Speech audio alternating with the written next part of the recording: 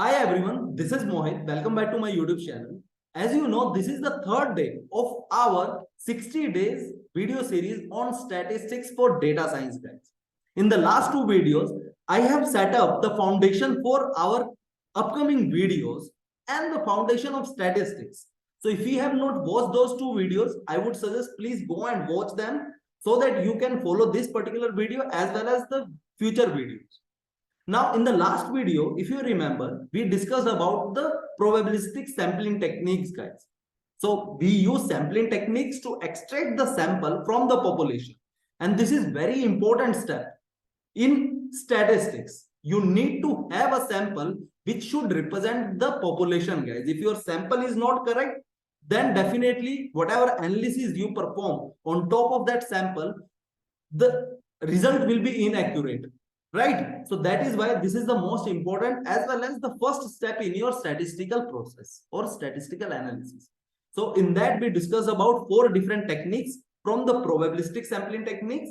First one, random sampling, then systematic sampling, stratified sampling, and cluster sampling, guys. Now, in this particular video, guys, we are going to talk about the second type of sampling technique, that is non-probabilistic one. So now without wasting more time, guys, let's get started.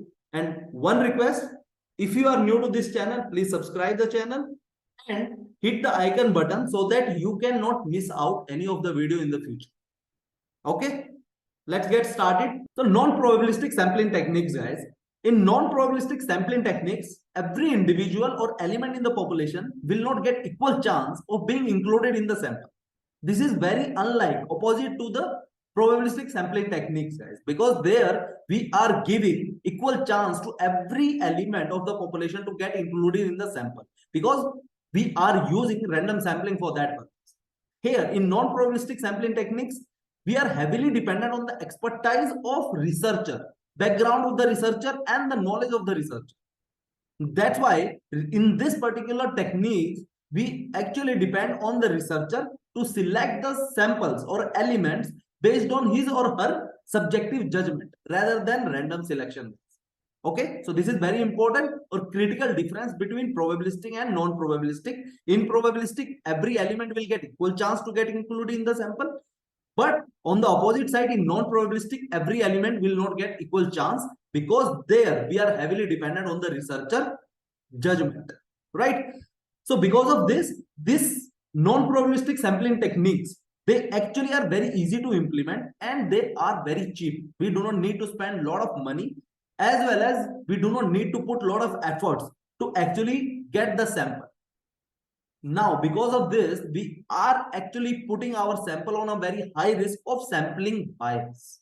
I hope you understand that point, because we are heavily dependent on the researcher knowledge. It might happen that the researcher miss out some of the points that we will discuss subsequently in this video, that because of which we are putting our sample on sampling bias, right? So now in this video, we are going to talk about four different type of sampling, non-probabilistic sampling techniques. The first one is convenience sampling. Second one is purposive sampling. Sometimes we call it as judgmental sampling as well. The third one is quota sampling, and the fourth one is snowball sampling, guys. And these are the four very popular non-probabilistic sampling techniques, which lot of time we actually use in the real world. Okay, and I will explain each one of them using real world examples, guys. You will be able to relate. That's the whole idea of this video series, right? So first, let's get started with the convenience sampling. It's pretty clear from the name itself that we are going to use the convenience of the researcher to collect the sample, right? So convenience sampling, it is a method of non-probability sampling where researcher will choose their sample based solely on his or her convenience, right? So here motive is the convenience. Whoever is close to that researcher, he will pick those candidates for the sample, right? Now there are few examples which I can give you straightforward. So let's say in a group study, we always pick based on our convenience. Whoever is our close friend, we actually pick them for the group study, right? So for the group study, we can actually use convenience sampling. We never knew about this term, but we used convenience sampling for the group study. Now the second example, you can think about any research you want to make. Let's say take the simple example of average data scientist salary. Let's say I want to find out what is the average data scientist salary in India. Then what I will do, because I am a data scientist, I have all the contacts related to this field as well, right? So I can use my contact book to find out who the data scientists in my network, and I can collect data of those data scientists, right? So whoever is close to me or is available in my contact list, I will contact them and get the information about their salary, and based on that I can conduct or find out what is the average data scientist salary in India. Now there is a limitation as well, which I will discuss later, right? So that is another example where we are using our contact list because this is very convenient to us. Now the third one is social media, guys. Now this is getting very popular these days. On LinkedIn, we can actually conduct surveys or we can conduct polls using which we can collect the data from the respondents, right? From our connections on LinkedIn. Similarly, you can conduct surveys on other social media platforms like Facebook, Instagram, there as well, right? So that is another very simple or convenient way to collect data in statistics, right? So these are few very simple examples which you will be able to relate, and that's how we use convenience sampling in the real world, guys. Now there are few advantages and disadvantages of convenience sampling, definitely. So advantages, it's very cheap, right?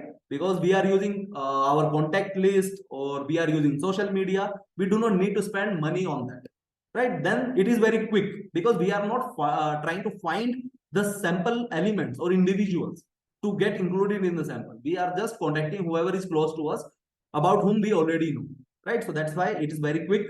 The third one is minimum efforts. Definitely you can understand that we are spending or we are putting minimum efforts to collect the sample. The disadvantage, you will be very much aware about it, that we are putting our sample on a very high risk of sampling bias, right? Because I know, because I am from Bangalore, if most of the people in my contact list are from Bangalore itself. So if I need to find out what is the average data scientist salary in India, then most of the elements or individuals in my sample is from Bangalore. And that is the sample which I will create from this contact list will not represent the population, right? So that is why we are introducing sampling bias. So a lot of time, most of the time actually, in using convenience sampling, we are putting our sample on high sampling biases, right? So now there are ways to actually eliminate bias from our sample. We can actually increase the sample, or using our convenience, we can take out the names from the list of our contacts, and then we can use random sampling out of this, right? So there are two ways. One, we have to use random sampling, and the second, we can increase the size of our sample so that we eliminate the we can prevent the sampling bias using this, right? So that is one way of eliminating the sampling bias when we are using convenience sampling technique, right? I hope this is clear to everyone. It's pretty simple, guys. Okay. Now the second type of sampling technique is purposive sampling or judgmental sampling. This is also very common, guys. So judgmental sampling, it's a method of non-probability sampling where the researcher relies on their judgment or discretion to select the sample, right? Totally dependent on the judgment of researcher. Researcher will decide who will get picked in the sample and who will not get picked in the sample. So if we talk about few of the examples related to the judgment sampling, guys, this is more frequent when you are exploring a particular field where you need expertised individuals in your sample.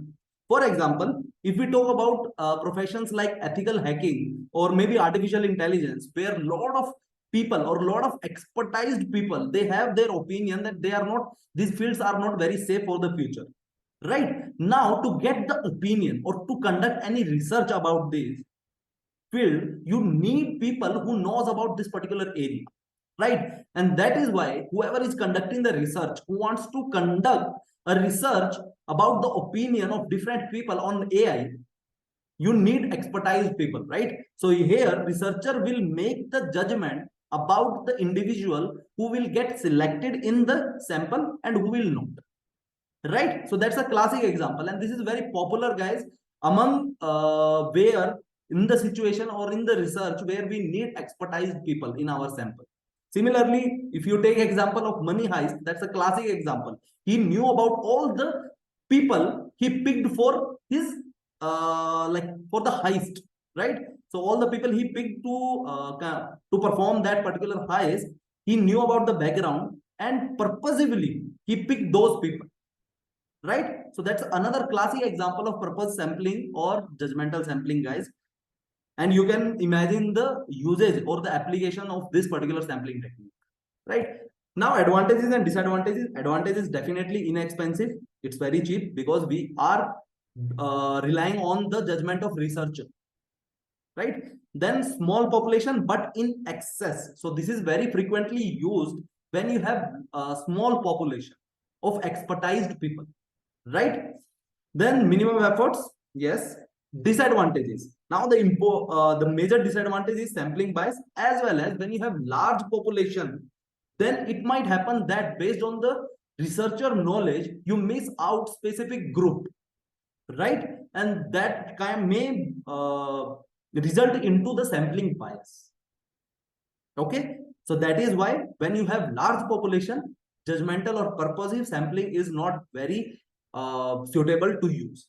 Okay, perfect. So I hope this is clear. Judgmental and purposive sampling. Now let's move to the third non-probabilistic sampling technique, that is quota sampling. So quota sampling, what we do in quota sampling, we select a predetermined number of or proportions of unit that we call it as quota. So let's say to conduct a research, we predetermine the number of units we want in our sample. That is nothing but quota. Let's say for to conduct a research about average data scientist salary in India, right? So now for this, we when we are using quota sampling, we will predetermine the number of units we want to get included in our sample. Let's say that is 1000. Now what we will do, we will split our population into groups like we do in stratified sampling. This quota sampling is very much similar to stratified sampling, guys. How? Because here also, so this is very much similar to stratified sampling. Now there is a small difference. What we do, we have predetermined number of units. Then what we do, we divide our population into subgroups. Now subgroups we can define based on the characteristics of our population, like we were doing it in stratified sampling. So now, because we are calculating the average data scientist salary in India, we need to divide that into based on gender into male and female, right? So let's say 50 male and 50, or let's say if we have the predetermined number or the sample size 1000, then 500 will be male and 500 will be female. Now 500 male and 500 female. That's what we want. So first quota or first subgroup we have created based on the gender. Now the second can be based on the religion. So this, you should not say religion in this particular case. We can say that based on the demographics. That is another split you can make or subgroups you can create. So within male, you can have from different demographics, let's say from Bangalore, from Gurgaon, and then from let's say Hyderabad. Similarly, for female as well, we can have from different demographics, Bangalore, Gurgaon, and Hyderabad. So now you will have a quite good representative of your population, right?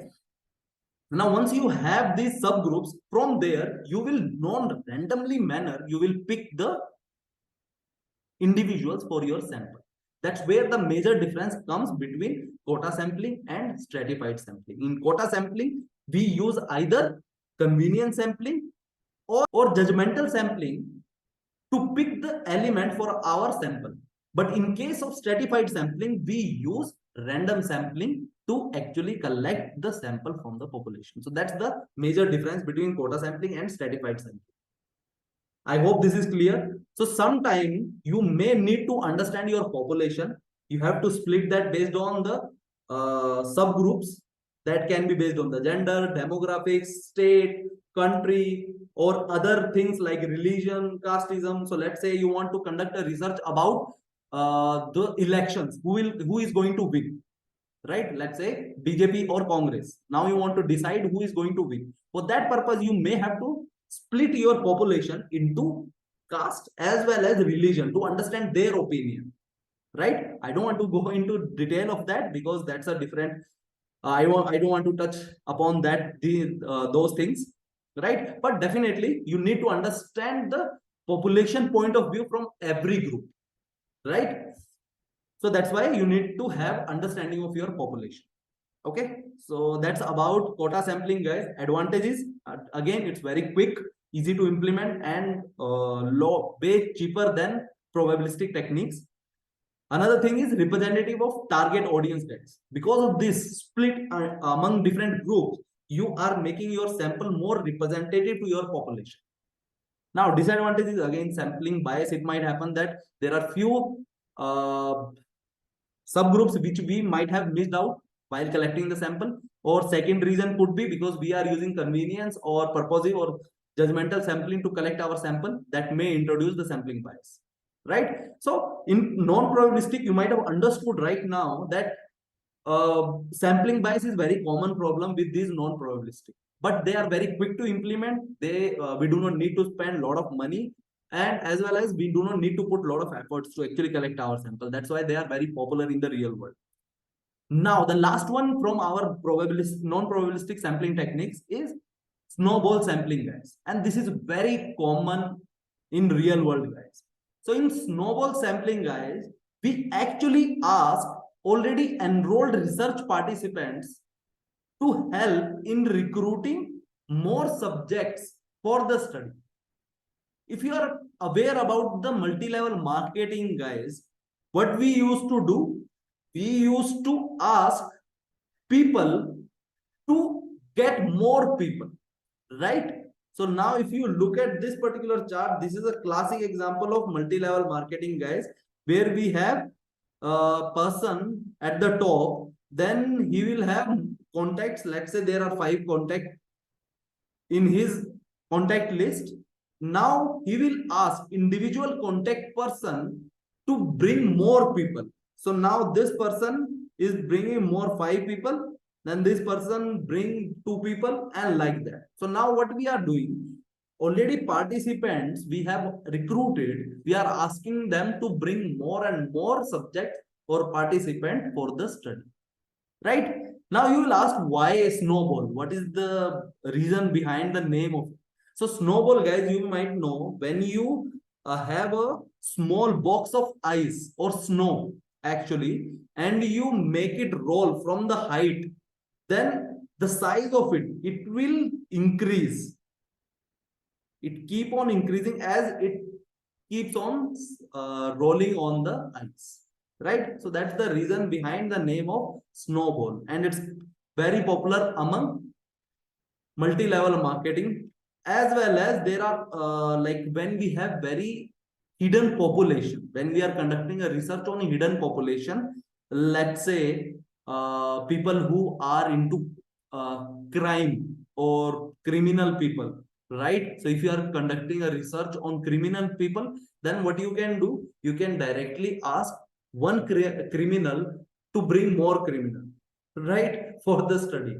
Similarly, if you want to conduct a research on a particular drug, then you need to bring more drug addict people. And how you can collect the sample? You can ask drug addicts to bring their friend, because there is more chance that they will also be drug addict, right? So it's very common among hidden population, guys. So these are the studies which I have already mentioned here, which I have already done in the past based on the snowball sampling technique, right? So advantages and disadvantages. Disadvantages is pretty clear, that we may introduce the sampling bias, right? But on the other side, we have advantages, that we are able to access to the hidden populations. Now, if we do not use snowball, then it's very difficult, and we have to spend a lot of effort and time as well as money to collect the sample, right?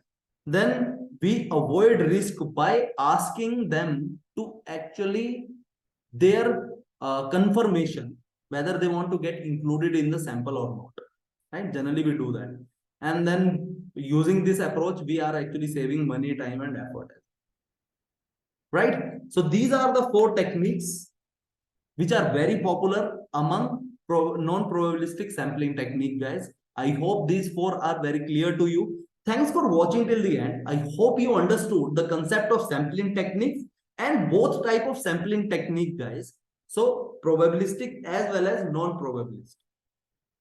Now, one request, if you are new to this particular channel, please subscribe the channel and hit the icon button so that you do not miss out any video.